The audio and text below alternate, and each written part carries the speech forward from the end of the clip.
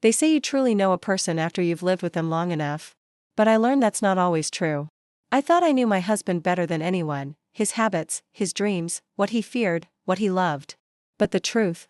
The truth was something I never could have imagined. What I discovered wasn't just betrayal. It wasn't just lies. It was something darker. Something that made me question who I had married. And whether I had ever known him at all. This is the story of the business trip that changed my entire life.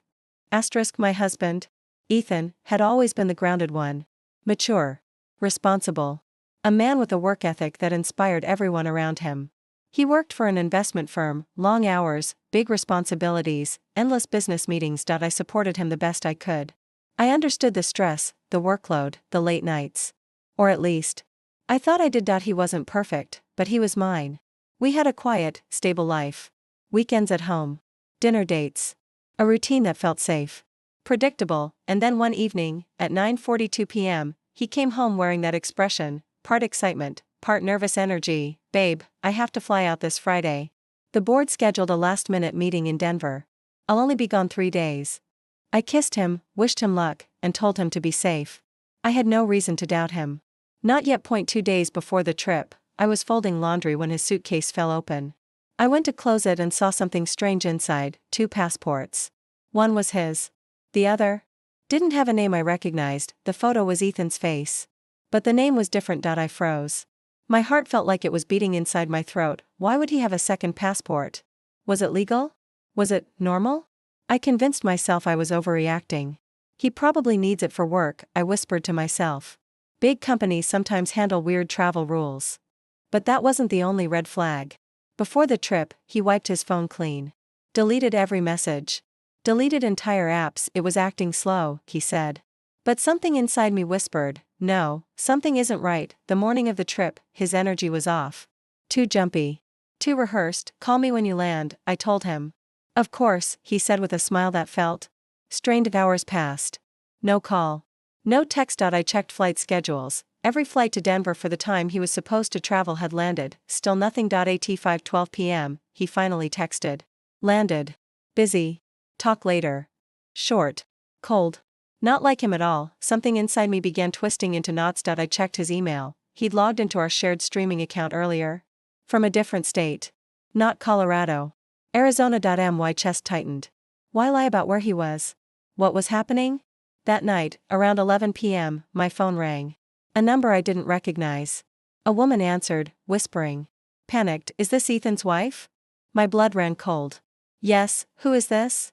I know your husband, she whispered. And I think you need to know the truth about why he's here. My hand started shaking.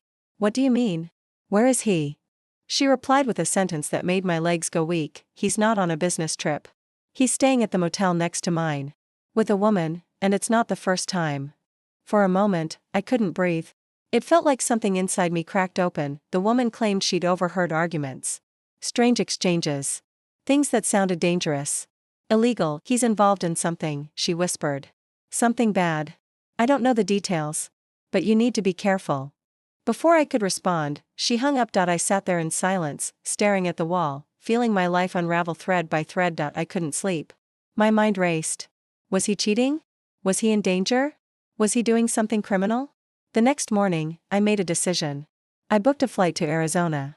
If he wasn't going to tell me the truth, I was going to find it myself. When I arrived, my heart pounded as I got into a rental car and drove to the address the unknown woman had mentioned. A rundown motel with peeling paint and flickering lights. Not the type of place a corporate executive stayed. I spotted his car instantly. Parked casually. Like he belonged there. My legs shook as I approached his room. I could hear voices inside. His voice. And a woman's, but what I heard next wasn't romantic. It was business. Dark business. We move tonight, Ethan said. No mistakes this time. My heart slammed against my ribs. Move what? Mistakes this time? A deeper voice responded, if this goes wrong again, you know what happens. I gasped. What had my husband gotten himself into? Suddenly, the door opened and a woman stepped out. She wasn't dressed provocatively.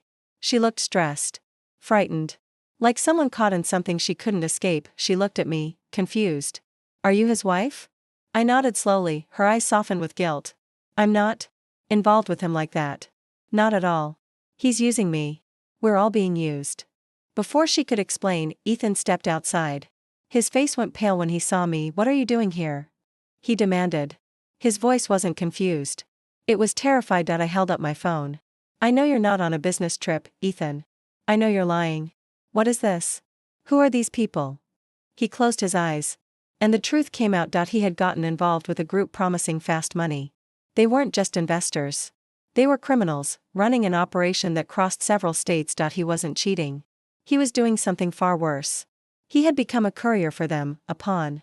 Carrying and moving things he wasn't legally supposed to. He had lied to protect me.